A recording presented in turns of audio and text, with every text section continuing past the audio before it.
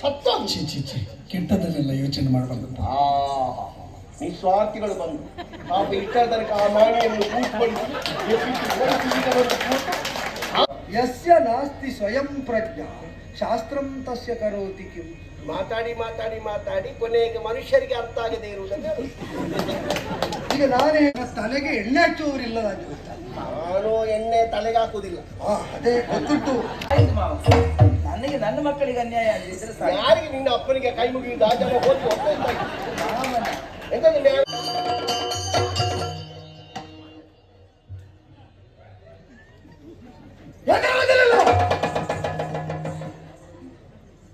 ನೀವು ತಿರುಗಬೇಡ. ಎದುರಿನವ ಸ್ವರ ಏರಿಸಿದ್ರೆ ಒಳಗಿನಿಂದ ನಡುಗುತ್ತಾನೆ.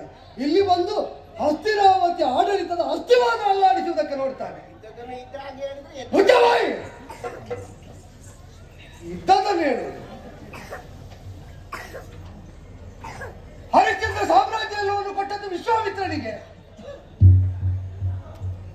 ಮರಳಿ ಹರಿಶ್ಚಂದ್ರನಿಗೆ ಸಾಮ್ರಾಜ್ಯ ಅಂತ ದೈವ ನಿರ್ಣಯದಿಂದಲೇ ವಿಶ್ವಾಮಿತ್ರ ಕೊಡುವುದಕ್ಕೆ ಹೊರಟಾಗ ಅವ ತಾನಾಗಿ ಸ್ವೀಕರಿಸಿದ ಮಗ ಅಜೀಗರ್ತ ದೇವರ ಆತನೆನಿಸಿದವನು ಆಕ್ಷೇಪ ಹೇಳಿದ್ರು.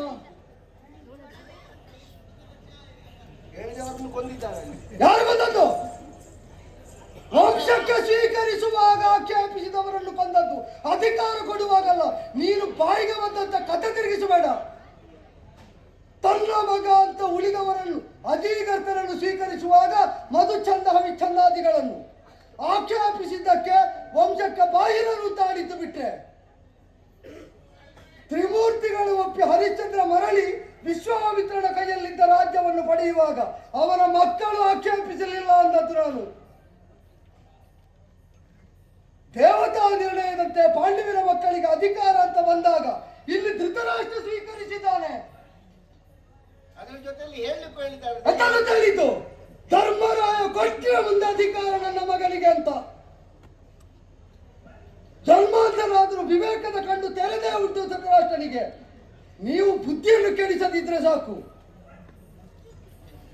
ಜ್ಯೇಷ್ಠನಾಗಿ ಹುಟ್ಟಿದಲ್ಲಿಗೆ ಯುಧಿಷ್ಠಿರನೇ ನಮ್ಮ ಕುಲವರ್ಧನನಾದ ರಾಜ.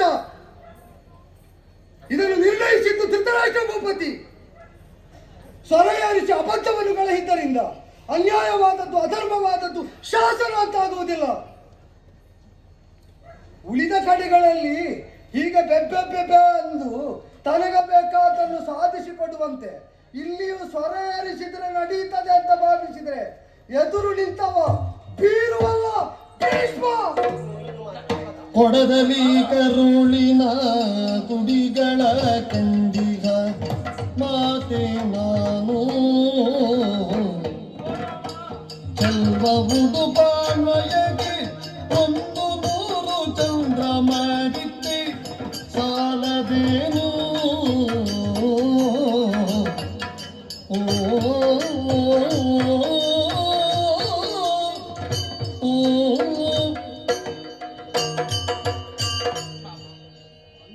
ಒರೆಸಿದ್ರೆ ಸಾಕು ಆಧಾರ ಸ್ತಂಭಗಳೇ ಅಲುಗಾಡಿಸ್ತಾರೆ.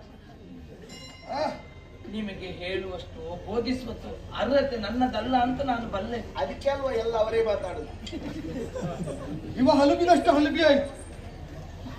ಅದು ಕೆಲವರಿಗೆ ಏನು ಗೊತ್ತುಂಟ, ತಾವು ಮಾತಾಡಿದ ಉದ್ದಾಗಲ್ಲ ತಾವು ಗೊತ್ತಿರುವುದಿಲ್ಲ. ಮಾತಾಡುವುದು ತಾವೇ ಅಲ್ವಾ, ಲೆಕ್ಕ ಮಾಡುವುದಿಲ್ಲ. ಉಳಿದವರು ಮಾತಾಡುವಾಗ ಲೆಕ್ಕ ಮಾಡುವುದೇ ಕೆಲಸ. ಇದೆಷ್ಟು ಉದ್ದ ಎಷ್ಟಾಗಲ್ಲ ಅಂತ ತಮ್ಮದನ್ನು ನೋಡ್ಲಿಕ್ಕೆ ಕನ್ನಡಿ ಹಿಡಿಯುವವರು ಆ ಪರಂಪರೆಯಲ್ಲೇ ಹುಟ್ಟಿ.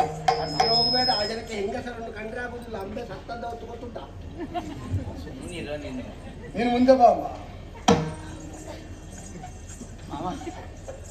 ಕೆಲವರ ನಾಲಗೆಯಲ್ಲಿ ಹೆಣ್ಣು ಮಕ್ಕಳ ಕಿವಿಯನ್ನು ಕಿವುಡಾಗಿಸುವ ವಿಷ ಹುದುಗಿರ್ತದೆ. ಕಿವಿ ಕೊಡುವಾಗ ಎಚ್ಚರ ಇರಲಿ. ಸರಿ, ಸ್ವಲ್ಪ ಸುಮ್ಮನಿರ. ನಿನ್ನನ್ನು ಹೆಣ್ಣಾಗಿ ಮಾತಾಡಿಸುವಾಗ ಅಗೌರವದಿಂದ ಇಲ್ಲಿಯ ತನಕ ನಡ್ಕೊಂಡಿದ್ದೇನಮ್ಮ. ಅಲ್ಲ, ನಿನಗೆ ಬೆಣ್ಣೆ ಹಚ್ಚು ಹಾಗಲ್ವಾ, ಸ್ವಲ್ಪ ಸುಮ್ಮನಿರು. ಅವರ ತಲೆಗೆ ಎಣ್ಣೆ ಹಚ್ಚುವವರಿಲ್ಲ. ನಾನು ಎಣ್ಣೆ ತಲೆಗೆ ಹಾಕುವುದಿಲ್ಲ. ಅದೇ ಗೊತ್ತುಂಟು. ಹೊಟ್ಟೆಯಲ್ಲಿ ಹಾಕಿಕೊಂಡು ಬರುವುದು ಇದ್ದ ಸಭೆಯಲ್ಲಿ ವಮನ ಮಾಡಿ. ಮಾವ, ಓ ಭಾಗೀರಥಿ ತನೆಯರಾದಂತ ನೀವು ಒಬ್ಬಾಕೆ ನತದೃಷ್ಟರು ಹತಭಾಗ್ಯಳಾದಂತ ನನ್ನ ಬಗ್ಗೆ ಇಷ್ಟು ನಿರ್ದಯತೆ ಸರಿಯಾ ಅಂತ ಕೇಳುವುದು ನಾನು. ನಿನ್ನ ಕಣ್ಣೀರು ಕಾಣುವುದಿಲ್ಲ ಪಟ್ಟಿ ಕಟ್ಟಿ. ಅಂತಿದ್ರೆ ಮತ್ತೇನು? ಗಾಂಧಾರಿ ದೇವಿ ಏನು ಮಾವ? ಅಸಭ್ಯವಾಗಿ ಆಡುವುದನ್ನೇ ಹವ್ಯಾಸವಾಗಿಸಿಕೊಂಡವರ ಮಾತಿಗೆ ಮೌಲ್ಯ ಕೊಡುವುದಕ್ಕಾಗುವುದಿಲ್ಲ. ಅನುಚಿತವಾದದ್ದನ್ನು ಸಭಾ ಮಧ್ಯದಲ್ಲಿ ಪ್ರಾಜ್ಞರ ಸಮ್ಮುಖದಲ್ಲಿ ಆಡುವಾಗ ಆಕ್ರೋಶ ವ್ಯಕ್ತಪಡಿಸಿ ಪ್ರತಿಭಟಿಸದಿದ್ದರೂ ಅಪಚಾರವಾಗುತ್ತದೆ ಅಂತ ಅವರನ್ನು ಖಂಡಿಸಿದೆ ಬಿಟ್ರೆ, ಪ್ರಾಜ್ಞಳಾದ ಸುಶೀಲೆಯಾದ ಕುಲಧರ್ಮವನ್ನು ಪಾಲಿಸುವ ಪತಿವ್ರತ ಶಿಖಾಮಣಿಯಾದಂತಹ ನಿನ್ನನ್ನು ಅಜ್ಞಳು ಪರಿಗಣನೆಗೆ ಅರ್ಹರಲ್ಲ ಅಂತ ಯಾವತ್ತಾದ್ರೂ ನಾನು ಇವಾಗ ನಿವಾರಿಸಿದ್ದುಂಟೆ. ನನ್ನನ್ನು ಹೊಗಳುವುದಲ್ಲ, ನನ್ನನ್ನು ಬೈಯುವುದಲ್ಲ. ಸಾಕು, ಸುಮ್ಮನಿರು ಸ್ವಲ್ಪ. ಅರ್ಥ ಆದ್ರೆ ಬಾಯ ಮುಚ್ಚಿಕೊಂಡು ಸುಮ್ಮನಿರ್ಬೇಕು. ಮಾವ, ಹೆತ್ತು ಕೊಟ್ಟೆ ಚಂದ್ರವಂಶಕ್ಕೆ ಪ್ರತಿಚಂದ್ರವರಂತ 100 ಮಂದಿ ಮಕ್ಕಳನ್ನು ಯಾರಿಲ್ಲ ಅಂದ್ರು, ನಾನೇ ಎತ್ತಿ ಬೆಳೆಸಿದ ಮಕ್ಕಳಲ್ವೇನಮ್ಮ. ವಂಶದ ಬೆಳವಣಿಗೆಗೆ ಸಾಲದೇ ಹೋಯಿತೆ. ಅವತ್ತೇ ಹೇಳುದಪ್ಪ, 100 ಸಾಕಾಗುವುದಿಲ್ಲ ಅಂತ, ಒಂದು 150 ಮಾಡುವುದಲ್ವ. ಸಭೆ ನೋಡಿಕೊಂಡು ನಾವು ದೊಡ್ಡ ಮಾಡುವುದಿಲ್ಲ ಎನ್ನುವುದಕ್ಕೆ ಇವ ಉಣ್ಣುವ ಬಂಗಾರದ ತಟ್ಟೆಗೆ ಯಾರಾದ್ರೂ ಏನಾದ್ರೂ ಹಾಕಿದ್ರು 3 ತುಂಡು ಮಾಡದೆ ಇವ ಉಣ್ಣುವ ಕ್ರಮ ಇಲ್ಲ. ನೀನು ಕಣ್ಣಿಗೆ ಪಟ್ಟಿ ಕಟ್ಟಿದ್ರಿಂದ ವಿವರಣೆ ಹೇಳಿದ್ದು. ಇವ ಎಲ್ಲ ಹಾಗೆಯೇ ಭಾವಿಸಿದ್ದಾನೆ, ನಾವು ತಿನ್ನುವುದಕ್ಕಿದ್ದ ವಸ್ತುವನ್ನು ತುಂಡು ಮಾಡಿದಂತೆ ಸುಲಭ ಅಂತ. ಮಾಡು, 100 ಅಲ್ಲ 1000 ಮಾಡು, ನಿನ್ನ ಕುಟುಂಬದಲ್ಲಿ, ಯಾರ್ಯಾರ ಕುಟುಂಬದಲ್ಲಿ ಅಲ್ಲ. ನನ್ನ ಬದುಕನ್ನೇ ಆಜ್ಯವಾಗಿಸಿ ಘೃತಭಾಂಡದಲ್ಲಿ ಹುಟ್ಟಿದಂತ ಆ ಮಕ್ಕಳ ಬಗ್ಗೆ ಕಣ್ಣಿದ್ದು ಕುರುಡರಾಗಬೇಡಿ. ಒಮ್ಮೆ ಸತ್ಯ ದೃಷ್ಟಿಯಿಂದ ನೋಡಿ, ನನ್ನ ಹಾಗೂ ನನ್ನ ಪತಿಯ ಕುರುಡುತನ ಈ ವಂಶಕ್ಕೆ ಸಾಲದೆ ಮಾರಾಟ ಮಾಡುವಷ್ಟು ಉಂಟು. ಎಂತದ ನಿನ್ನ ಕುರುಡುತನದ ಬಗ್ಗೆ ನಿನ್ನ ಸಹೋದರನ ಪ್ರೇಮಮಯವಾದ ನುಡಿಗಳು. ಅದು ನಮ್ಮನ್ನು ತಾಕಿಸಿ ಹಾಕುವುದು. ಅವರು ಸುಮ್ಮನಿರೋ ನೀನು. ಅವರನ್ನು ತಾಗಿಸುವುದೆಂತಕ್ಕೆ? ಅವನಿತ್ತಲ್ಲಿ ಸುತ್ತು ಬಂದ್ರೆ ಏನಾದ್ರೂ ಒಂದು ಅವನಿಗೆ ತಾಗುತ್ತದೆ. ಅವನಿಗೆ ಯಾವುದನ್ನು ತಾಗಿಸಬೇಕು ಅಂತಿಲ್ಲ. ಒಮ್ಮೆ ಸತ್ಯ ದೃಷ್ಟಿಯಿಂದ ನೋಡಿ, ಆಗ ನಿಮಗೆಲ್ಲ ಅರ್ಥ ಆಗ್ತದೆ ಮಾವ. ನಿನಗೆ ಅರ್ಥ ಆಗುವುದಿಲ್ವೇ? ಶಶಿಕುಲದ ಸಿರಿ ಮೊಗಕ್ಕೆ ಅಸುಮಕುರು ಬಾಂಡುಗರು. ಸ್ವಲ್ಪ ಕಿವಿ ಅಲ್ಲಿಂದ ಬಿಡುಗಡೆ ಆಯಿತು ಅಂತಾದ್ರೆ ನಾನೇನಾದ್ರೂ 2 ಮಾತಾಡಬಹುದು. ಸ್ವಲ್ಪ ಸುಮ್ಮನಿರು, ನಾನು ಮಾತಾಡ್ತೇನೆ. ನಾವು ಹೊಟ್ಟೆಯಲ್ಲೇ ಮಾತಾಡಿದವರು ಇವರು. ಅಲ್ಲಿಂದಲೇ ಬಿಟ್ಟರು ಇವರದ್ದು ಮುಗಿಯಲಿಲ್ಲ. ಈಗ ಪಕ್ಷಪಾತದ ಧೋರಣೆ ನನ್ನದಲ್ವ. ಕಣ್ಣಿಗೆ ಕಟ್ಟಿಕೊಂಡದ್ದು ನೀನು, ಸರಿಯಾಗಿ ಕಾಣದೇ ಇರುವುದು ಈ ಭೀಷ್ಮನಿಗೆ ಅಲ್ವ. ನಿನಗೆ ಬೈಯುವುದಲ್ಲ. ನನಗೆ ಮಧ್ಯದಲ್ಲಿ ಮಾತಾಡಿದ್ರೆ ಆಗುದಿಲ್ಲ. ಅದಕ್ಕೆಲ್ಲ ಮಧ್ಯದಲ್ಲಿ ನಿಂತು ಮಾತಾಡುದು. ಮಧ್ಯದಲ್ಲಿ ನಿಂತು ಬೆಳೆದಿದ್ದಲ್ಲ ಮಾತಾಡುದು. ಅಯ್ಯೋ, ಸ್ವಲ್ಪ ಸುಮ್ಮನಿರು, ನಾ ಮಾತಾಡ್ತೇನೆ. ಯಾರ್ಯಾರು ಎಷ್ಟೆಷ್ಟು ಪ್ರಯತ್ನಿಸಿಯೋ ಅವನ ಬಾಯಿಗೊಂದು ಬೀಗ ಹಾಕ್ಲಿಕ್ಕಾಗಲಿ. ಇಲ್ಲಿ ಶಶಿಕುಲದಲ್ಲಿ ಉಭಯ ನಯನಗಳಂತಿದ್ದವರು ಧಾರ್ತರಾಷ್ಟ್ರರು, ಪಾಂಡವರು. ನಮಗೆ ಬೆಳಕು ಸಿಕ್ಕುವುದಕ್ಕೆ ಒಂದು ಕಣ್ಣು ಸಾಕು ಅಂತ ಇನ್ನೊಂದು ಕಣ್ಣನ್ನು ತಾನಾಗಿ ನಿವಾರಿಸಿದವರು ಎಲ್ಲಿಯಾದರೂ ಇದ್ದಾರೆ ನಮ್ಮ. ಉಭಯ ನಯನಗಳನ್ನು ಸೇರಿಸಿ ಏಕದೃಷ್ಟಿಯನ್ನು ರೂಪಿಸಿದರೆ ಮಾತ್ರ ದೇಹ ಸಾವಯವವಾಗಿ ಸುಂದರವಾಗಿ ದೃಷ್ಟಿಕೋನ ಸಮರ್ಪಕವೂ ಸಮಗ್ರವೂ ಆಗುತ್ತದೆ ಎಂಬುದು ಪ್ರಾಜ್ಞರ ಅಭಿಮತ. ಎರಡರಲ್ಲಿ ಒಂದು ಹೋಗ್ತದೆ ಅಂತಾದ್ರೆ ತೆಗಿಬೇಕಲ್ಲ. ಇವ ತೆಗಿಲಿಕ್ಕೆ ಹುಟ್ಟಿತು. ಶಶಿಕುಲದಲ್ಲಿದ್ದಂತಹ ಆ ಪಾಂಡವರು ಈಗ ಸ್ವೀಕಾರ್ಯರಾಗಿ ಅರಮನೆಗೆ ಬಂದಂತೆ ತಪ್ಪು ಅಂತ ಹೇಳ್ತಿ. 100 ನೀನು ಹೆತ್ತದ್ದರಿಂದ ಅಷ್ಟು ಸಾಕು ಅಂತಲ್ವೋ. ಆತುರ ಪಡಬೇಡ. ಸಗರನಿಗೆ ಮಕ್ಕಳ 60,000 ಇದ್ದರೂ ಸಗರನ ಸಂಕಲ್ಪವನ್ನು ಸಾಧಿಸುವುದಕ್ಕೆ ಆಗಲಿಲ್ಲ ಅಂತ ನೆನಪಿಟ್ಟುಕೋ. ಅಂದ್ರೆ ನಿನ್ನ ಮಕ್ಕಳ ಪ್ರಯೋಜನ ಇಲ್ಲ ಅಂತ ಹೇಳುದು. ನಿನ್ನ ಬುದ್ಧಿ ಪ್ರಯೋಜನ ಇಲ್ಲ. ಸ್ವಲ್ಪ ಸುಮ್ಮನಿರು. ನಿನಗೆ 100 ಇದ್ದದ್ದಲ್ಲಿ 60 ಇಲ್ಲ, ಅವನ ಬಾಯಿ ಮುಚ್ಚಿಸುವುದಕ್ಕೆ. ಎಷ್ಟು ಮಾತಾಡ್ತೀಯ ನೀನು? ಆವತ್ತು ನಾನು ಕಣ್ಣಿಗೆ ಬಟ್ಟೆ ಕಟ್ಟುವಾಗ ನಿನ್ನ ಬಾಯಿಗೆ ಒಂದು ಕಟ್ಟಿ ಬಿಡ್ಬೇಕಿತ್ತು. ಬಾಯಿಗೆ ಕಟ್ಟಿದ್ರೆ ನನಗೆ ಮೂಗಿನಲ್ಲಿ ಮಾತಾಡ್ಲಿಕ್ಕೆ ಗೊತ್ತುಂಟು. ಅವನಿಗೆ ಮಾತಾಡ್ಲಿಕ್ಕೆ ಬಾಯಿ ಆಗಬೇಕು ಅಂತಿಲ್ಲ. ನವರಂಧ್ರದಲ್ಲಿ ಯಾವುದು ಆಗ್ತದೆ. ಎಲ್ಲಿ ನಿಜವಾಗಿ ಹೇಳ, ಏನು? ಅವನ ಅತಿಸಾರವನ್ನು ನಿಲ್ಲಿಸುವುದಕ್ಕೆ ಒಂದು ಮಾರ್ಗ ಇತ್ತು. ಇನ್ನಿಗೆ ಹೇಳಬಹುದಷ್ಟೇ, ಮಾಡ್ಲಿಕ್ಕೆ ಆಗುವುದಿಲ್ಲ. ಆಗಿ ಹೋದದ್ದರ ಕುರಿತಾಗಿ ಏನು ಮಾಡ್ಲಿಕ್ಕೆ? ಏನದು? ಬೇರೇನಲ್ಲ. ಹಾ. ಈಗ ನಿನ್ನ ಗರ್ಭದಿಂದ ಪಿಂಡ ಬಿದ್ದಾಗ ಲೋಹ ಸದೃಶವಾಗಿ ದೊಡ್ಡದಾಗಿತ್ತು. ತ್ಯಜಿಸುವುದು ಅಂತ ಆದಾಗ ವ್ಯಾಸರು ಬಂದು ಮಂತ್ರಜಲ ಹಾಕಿ 101 ತುಂಡು ಮಾಡಿದ್ರು. ಅದನ್ನು ಇಡುವುದಕ್ಕೆ ಕುಂಭಗಳನ್ನು ರಸಿ ಅಂತ ಆಡಿದ್ರು ಅಲ್ವೋ. ಕೃತ ಭಾಂಡದಲ್ಲಿರಿಸಿ ಆಗ ಭಾಂಡವನ್ನು ಹುಡುಕುವಾಗ ಸ್ವಲ್ಪ ದೊಡ್ಡ ಅಳತೆಯದನ್ನು ಹುಡುಕಿದ್ರೆ ಆಗ್ತಿತ್ತು. ಯಾಕೆ? ಇವನನ್ನು ಅದರೊಳಗೆ ಹಾಕಿ ಮುಚ್ಚು. ಅವರು ಹುಟ್ಟಿದಾಗ ತೆರೆಯುವುದು, ಈ ಹುಟ್ಟಿದ್ದನ್ನು ಹಾಕಿದ್ದನ್ನು ತೆರೆಯದೇ ಇರುವುದು, ಲೋಕ ಸುಭಿಕ್ಷವಾಗ್ತದೆ. ತೆಂಗಿನಕಾಯಿಯಲ್ಲಿ ಬಂದಿದ್ದದ್ದಂತೆ ನಾವು ಹೊರಗೆ ಹಾಕ್ಬೋದು, ಮತ್ತೆ ಮಂಡೆ ಹೊಡಿಲಿಕ್ಕೆ ಆಗುದಿಲ್ವ ನಮಗೆ? ಅದೇ ಹೇಳಿದ್ದು, ತೆಂಗಿನಕಾಯಿಯಲ್ಲಿದ್ದದನ್ನು ಮಂತ್ರವಾದಿಗಳಿದ್ದಾರೆ ನಮ್ಮ ಆಚೆಗೆ. ತೆಂಗಿನಕಾಯಿಯಲ್ಲಿದ್ದದನ್ನು ಹೊರಗೆ ಹಾಕಬೇಕಾದ್ರೆ ಮಂತ್ರವಾದಿ ಹೊರಗಿರಬೇಕು. ಮಂತ್ರವಾದಿಯನ್ನೇ ತೆಂಗಿನಕಾಯಿ ಒಳಗೆ ಹಾಕಿದ್ರೆ ಮತ್ತೆ ಏನು ಮಾಡುವುದಕ್ಕಾಗುದಿಲ್ಲ. ಅದಕ್ಕೆ ಹೇಳಿದೆ, ಅದೇ ಅದೇ ಊರಿನ ಜ್ಯೋತಿಷಿಗಳು ಹೇಗಿದ್ದಾರೆ ಅಂತ ನನಗೆ ಗೊತ್ತುಂಟು. ನೀನು ಹೋಗಿ ಕಾಣುವುದು ಮಾತ್ರ. ಅವರನ್ನು ಜ್ಯೋತಿಷ ಕಲಿಸಿ ಅವರು ಎಲ್ಲೆಲ್ಲಿ ಏನೇನು ಹೇಳಬೇಕು ಅಂತ ರಾಜಪೀಠದಿಂದ ನಿಯೋಜಿಸಿದ್ರು. ಬಿಡೋ, ದೈವಾನುಗ್ರಹ ಇಲ್ಲದಿದ್ದರೆ 60,000 ಮಕ್ಕಳಿಂದಲೂ ಆಗುವುದಿಲ್ಲ. ಅವರ ಮೊಮ್ಮಗನ ಸಗರನ ಮೊಮ್ಮಗನ ಮಗ ಭಗೀರಥ ಉದಿಸಬೇಕಾಯಿತು ಸ್ವರ್ಗಂಗೆಯನ್ನು ಭೂತಲಕ್ಕೆ ತರುವುದಕ್ಕೆ. ಇದನ್ನು ಯಾಕೆ ಹೇಳಿದೆ ಗೊತ್ತೋ? 100 ಇದ್ದದ್ದರಿಂದ ಎಲ್ಲ ಆಗುತ್ತದೆ ಅಂತಿಲ್ಲ. ದೈವಾನುಗ್ರಹದ ರೂಪಿಗಳಾಗಿ ಉದಿಸಿದಂತಹ 5 ಮಂದಿಯನ್ನು ನಾನಾಗಿ ಕರೆತಂದದ್ದೇನಮ್ಮ? ಋಷಿಮುನಿಗಳು ತಂದದ್ದರಿಂದ ಸ್ವೀಕರಿಸಿ. ಅಲ್ಲಿ ಉಪದ್ರ ಆಗ್ತದೆ ಅಂತ ತಂದು ಬಿಟ್ಟದಿಲ್ಲ. ಉಪದ್ರ ಆಗ್ತದೆ ಅಂತ ಇದ್ದಲ್ಲಿಂದ ಬಿಟ್ಟದ್ದು ನಿನ್ನನ್ನು. ಹುಟ್ಟಿದ ಊರಿನಿಂದ ಸೋದರಿಯ ಜೊತೆಯಲ್ಲಿ ಮದುವೆ ಆಗುವಾಗ ಲೆಕ್ಕದಿಂದ ಬಿಟ್ಟು ಕಳಿಸಿಕೊಟ್ಟಿದ್ದಾರೆ. ನಾನು ಭಾವಿಸಿದ್ದು ಸೋದರಿಯ ಹಿತರಕ್ಷಣೆಗೆ ಅಂತ. ಈಗ ಗೊತ್ತಾಗುವುದು ಅದಲ್ಲ. ಊರಿನಲ್ಲಿ ಇದ್ರೆ ಅತ್ಯಂತ ಬಾಧೆ ಇದು ಅಂತ ಬಿಟ್ಟು ಬಿಟ್ಟದ್ದು. ಒಂದನ್ನು ದಾರಿ ಎರೆದು ಕೊಟ್ಟದ್ದು, ಮತ್ತೊಂದು ಲೆಕ್ಕದಿಂದ ಬಿಟ್ಟದ್ದು. ಈಗ ಅರ್ಥ ಆಗ್ತದೆ. ಲೆಕ್ಕದಿಂದ ಬಿಟ್ಟು ಮತ್ತೆಂತದ್ದು? ಎಲ್ಲಿಯೂ ಲೆಕ್ಕಕ್ಕೆ ಸಿಕ್ಕದೆ ಇದ್ದದ್ರಿಂದ ಎಲ್ಲ ಲೆಕ್ಕವು ತನ್ನದ್ದು ಅಂತ ಪರಿಭಾವಿಸುವುದು. ಯೋಚನೆ ಮಾಡು. ಋಷಿಮುನಿಗಳ ಮಾತಿಗೆ ಪ್ರಾಮಾಣ್ಯವನ್ನು ಒಪ್ಪಿ ಪಾಂಡವ ಪಂಚಕರನ್ನು ಸ್ವೀಕರಿಸಿದ್ದೇವೆ. ಋಷಿಮುನಿಗಳಿಗೆ ಕೊಡ್ಬೋದು, ಇದು ಕಳ್ಳ ಸಂಖ್ಯಾತರು. ಯೋಗ್ಯತಾವಂತರಾಗಿ ಬಂದು ಒಪ್ಪಿಸಿದ ಮೇಲೆ ನಭೋಮಂಡಲದಲ್ಲಿ ಅದೃಶ್ಯರಾಗುವಷ್ಟು ಯೋಗ ಸಿದ್ಧಿ ಹೊಂದಿದ ಸಿದ್ಧಗಂಧರ್ವ ಚಾರಣಾದಿಗಳನ್ನೊಳಗೊಂಡಂತಹ ಮುನಿ ಮನೀಷಿಗಳ ಬಗ್ಗೆ ಮಾತಾಡಿದರೆ ನಾಲಿಗೆಯಲ್ಲಿ ಹುಳ ಬಿದ್ದಿತ್ತು. ಯಾರ ಬಗ್ಗೆಯೂ ಮಾತಾಡುವುದಕ್ಕಾಗ್ತದೆ? ಗೀತಾಪಾರಕ್ಕೂ ಸನ್ಯಾಸಿ ಬಂದಿದ್ದಾನೆ. ಹೌದೌದು, ನಿನಗೆ ಇಡೀ ರಾಮಾಯಣದಲ್ಲಿ ಸಿಕ್ಕುವುದೊಬ್ಬ ಕಳ್ಳ ಸನ್ಯಾಸಿಯ ಕಥೆ ಮಾತ್ರ. ಮತ್ತೆ ಅಷ್ಟು ದೊಡ್ಡ ರಾಮಾಯಣ ಉಂಟು, ಷಟ್ಕಾಂಡ ಸಂಯುಕ್ತವಾದದ್ದು. ಅದನ್ನು ಪುಟ ತಿರುಗಿಸಲಿಲ್ಲ. ಒಬ್ಬ ಕಳ್ಳ ಸನ್ಯಾಸಿ ಎಲ್ಲಿದ್ದಾನೆ ಅಂತ ಇದ್ದಲ್ಲಿಂದ ಹುಡುಕಿ ತೆಗೆದಿದ್ದಾನೆ. ಅಂಗಡಿಗೆ ಮಾರಿದ್ದೇವೆ. ಅದೇ ಅಂಗಡಿಯಾದ್ರೂ ಓದುದಿದ್ರೆ ಓದುದು ಬಿಡು. ಯಾಕೆ ಹೇಳಿದೆ ಗೊತ್ತಾ? ಋಷಿ ಮುನಿಗಳ ಮಾತಿನ ಪ್ರಾಮಾಣ್ಯವನ್ನು ನಾನು ಒಪ್ಪಬಾರದು ಅಂತಿದ್ದೆ. ಒಂದು ಪ್ರಕರಣದಲ್ಲಿ ಮಾತ್ರ ಅಲ್ಲ, ಒಪ್ಪದೆ ಇರ್ಲಿಕ್ಕಾಗ್ತದೆ. ನಿನ್ನ ಗರ್ಭವು ಬಿದ್ದಾಗ ತ್ಯಾಗ ಮಾಡುವುದು ಅಂತ ನೀನು ನಿರ್ಣಯ ಮಾಡಿ, ಅದು ತ್ಯಾಗ ಮಾಡುವುದಕ್ಕೆ ಯೋಗ್ಯ ಅಲ್ಲ ಅಂತ ಹೇಳಿದ ವೇದವ್ಯಾಸರು ಒಬ್ಬರು ಋಷಿಗಳು.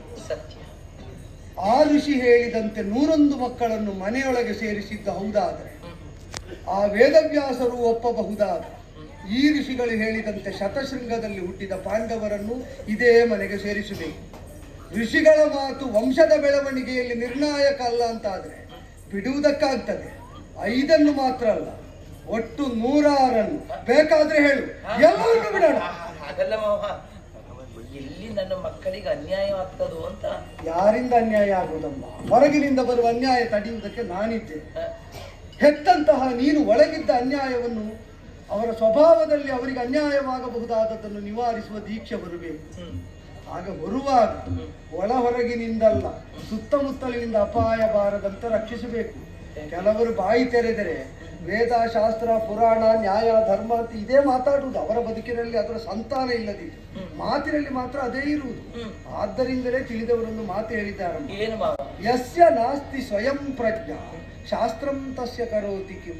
ಮಾತಾಡಿ ಮಾತಾಡಿ ಮಾತಾಡಿ ಕೊನೆಗೆ ಮನುಷ್ಯರಿಗೆ ಅರ್ಥ ಆಗದೆ ಇರುವುದನ್ನು. ಈಗ ನಾನು ಹೇಳಿದ್ದು ಸಂಸ್ಕೃತ ಸುಸಂಸ್ಕೃತವಾಡಿ, ನಿನಗೆ ಅರ್ಥ ಆಗ್ಲಿಲ್ವೇನೋ? ಅರ್ಥ ಆಗಿದೆ. ಹಾಗಾದ್ರೆ ನಿಮ್ಮ ಊರಿನಲ್ಲಿ ನೀನು ನಿನ್ನ ಸೋದರನು ಕಲಿತದ್ದು ಒಂದೇ ಗುರುಕುಲದಲ್ಲಿ ಅಲ್ವ? ಕಲಿತದ್ದು ಒಂದೇ ಗುರುಕುಲದಲ್ಲಿ. ಮತ್ತೆ ಅವನಿಗೇನು ಅರ್ಥ ಆಗ್ಲಿಲ್ಲ, ನಿನಗೆ ಅರ್ಥ ಆದದ್ದು? ನಾನು ರಾತ್ರಿ ಶಾಲೆಗೆ ಹೋದ್ದು. ಅರ್ಥ ಹೇಳು. ನಾನು ಅವನನ್ನು ಮಾತಾಡಿಸಿದ ತಪ್ಪು ಈಗ ಗೊತ್ತಾಗ. ಯಾಕೆ ಅಂದ್ರೆ ರಾತ್ರಿ ಶಾಲೆಯಲ್ಲಿ ಕಲಿತವರು ಬೆಳವಣಿಗೆಗಾಗಿ ಕಲಿಯುವುದಲ್ಲ, ಕಲಿತದ್ರಲ್ಲಿ ತಪ್ಪು ಹುಡುಕುವುದಕ್ಕೆ ಕಲಿಯುವುದು. ಅರ್ಥ ಆಯ್ತಾ ನಿನಗೆ? ಅದಕ್ಕೆ ರಾಕ್ಷಸ ಸಂತಾನ ಅಂತ ಹೆಸರು. ನೀ ಬೇಸರ ಮಾಡಬೇಡ. ಹುಟ್ಟುವಾಗ ಸರಿ ಇದ್ದರು ಕಲಿತ ಮೇಲೆ ರಾಕ್ಷಸರಾಗುವ ಸಂತಾನ ಕೆಲವು. ಯಾರಿಗೆ ಸ್ವಯಂ ಪ್ರಜ್ಞೆ ಇಲ್ವೋ ಅವರಿಗೆ ಶಾಸ್ತ್ರ ಸಂತತಿಗಳು 100 ಇದ್ದರೂ ಏನೂ ಮಾಡಲಾರದು. ಇದನ್ನು ನಾನು ಯಾವಾಗ ಹೇಳಿದ್ದೇನೆ, ಯಾಕೆ ಹೇಳಿದ್ದೇನೆ, ಯಾರಿಗೆ ಅನ್ವಯವಾಗುವಂತೆ ಹೇಳಿದ್ದೇನೆ, ಎಲ್ಲೆಲ್ಲಿ ಈ ಮಾತನ್ನು ಬಳಸಬಹುದು, ಇದನ್ನು ವಿವೇಕದಿಂದ ಯೋಚಿಸಿ ನೀನು ಅನ್ವಯಿಸಿದರೆ ನಿನಗೂ ನನಗೂ ವಂಶಕ್ಕೂ ಭವಿಷ್ಯಕ್ಕೂ ಒಳ್ಳೆಯದು. ನೆನಪಿಟ್ಟುಕೋ, ಯಸ್ಯ ನಾಸ್ತಿ ಸ್ವಯಂ ಪ್ರಜ್ಞೆ. ನೆನಪಿರ್ಲಿ. ನೆನಪಿದೆ, ಸರಿಯಾಗಿ ಅರ್ಥ ಆಗ್ತದೆ. ಒಳ್ಳೇದಾಗಿ. ಸರಿ ಆಯ್ತು ಮಾವ, ನನಗೆ ನನ್ನ ಮಕ್ಕಳಿಗೆ ಅನ್ಯಾಯ ಆಗಿದ್ರೆ ಸಾಕು. ಯಾರಿಗೆ ನಿನ್ನ ಅಪ್ಪನಿಗೆ ಕೈ ಮುಗಿಯುವುದು ಆ ಜನ ಹೋಯ್ತು ಮಾವನ ಎಂತದ್ದು ನೇಮ ನೇಮ ಹೋಯ್ತು ಹೋದ್ರಾ ಅಣ್ಣ? ಏಣ್ಣ ಎಂತದ್ದು ಕೇಳಿದ್ಯಾನ ಅವ್ರ ಮಾತನ್ನು? ಏನು? ಎಷ್ಟು ಚೆನ್ನಾಗಿ ಮಾತಾಡ್ತಾರಲ್ಲ. ಚೆನ್ನಾಗಿ ಮಾತಾಡಿದವರೆಲ್ಲ ಸರಿ ಮಾತಾಡ್ತಾರೆ ಅಂತಂದ್ರೆ ಅರ್ಥ ಅಲ್ಲ. ಇಂಥದ್ದೆಲ್ಲ ಆರೋಗ್ಯಕ್ಕೆ ಒಳ್ಳೇದು ಅಂತ ಅಲ್ಲ. ಅಲ್ಲ ಹೇಳಿದ್ರಲ್ಲ, ಏನು ಅಂತ ನಿನ್ನ ಮಕ್ಕಳಿಗೆ ಏನು ತೊಂದರೆ ಆಗುವುದಿಲ್ಲ, ನಿನಗೆ ಮಕ್ಕಳಾದ್ರೆ ನನಗೆ ಮೊಮ್ಮಕ್ಕಳವರು ಅಂತ. ಏನ್ ಹೇಳಿದ್ದು? ನಿನ್ನ ಮಕ್ಕಳಿಗೆ ಏನು ಬೇರೆಯವರಿಂದ ತೊಂದರೆ ಆಗುವುದಿಲ್ಲ ಅಂದ್ರೆ ಅವರೇ ಮಾಡ್ತಾರೆ ಅಂತ. ಅರ್ಥ ಆಗಲ್ವಾ? ನಾವು ಅಷ್ಟೆಲ್ಲ ಯೋಚನೆ ಆ ಮಾಡುವ ಜನ ಯಾರ್ಯಾರ ಮಂಡೆ ಹಾಳು ಮಾಡ್ಲಿಕ್ಕೆ ಮಾತಾಡುದು. ಆ ಜನ ಮಾತಾಡುವಾಗ ಕೂತು ಕೇಳಿದ್ರೆ ಬೋಳು ಮಂಡೆಗೆ ಕೈ ಹಾಕಿ ಕೂದಲು ಬಂತ ಅಂತ ನೋಡ್ತಾರೆ. ಆಗ ಮಾತಾಡ್ತಾರೆ. ಅದು ಯಾರ್ಯಾರನ್ನು ತೆಗಿಲಿಕ್ಕೆ ಹುಟ್ಟಿದ್ದು ಧೂಮಕೇತು ಅಂತ. ಅಣ್ಣ, ನಮ್ಮ ಮಕ್ಕಳಿಗೆ ಅಂಥದ್ದೊಂದೊಂದು ಅಪರೂಪದಲ್ಲಿ ಹುಟ್ಟಿ ಬರುವುದು. ನೋಡು, ಈಗ ಅನ್ಯಾಯ ಆಗುದಿಲ್ಲ ಮಕ್ಕಳಿಗೆ ಅಂತ ಆದ್ಮೇಲೆ ಮತ್ತೆ ನಮಗೇನು? ಹಾ, ಯಾರಿದ್ರೆ ನಮಗೇನು? ಏನು ಹೆಚ್ಚಾಗ್ತದ? ಬಾ ಹೋಗು ಬಾ. ನಾ ಬರುದಿಲ್ಲ, ಏ, ಬಾರ ಹೋಗು. ನಾ ಬರುದಿಲ್ಲ. ಬರುದಿಲ್ವಾ? ಆ, ಇಲ್ವಾ? ಎಂತದು? ಏನ್ ನೀ ಬರುದಿಲ್ವಾ? ಇಲ್ಲ. ನಿನ್ನ ಜೊತೆಯಲ್ಲಿ ನಾನು ಬಂದದ್ದಲ್ಲ, ಮತ್ತೆ ನನ್ನ ಜೊತೆಯಲ್ಲಿ ನೀನು ಬಂದದ್ದು. ಬರುದಿಲ್ಲ ಅಂತ ಉಂಟು. ಬರ್ದೇ ಇದ್ರೆ ಹೋಗ್ಲಿಕ್ಕೆ ಆಗುದಿಲ್ವ ನನಗೆ? ಆ ವಿಮಾನ ಬೀಳುವ ಲಕ್ಷಣ ಉಂಟು.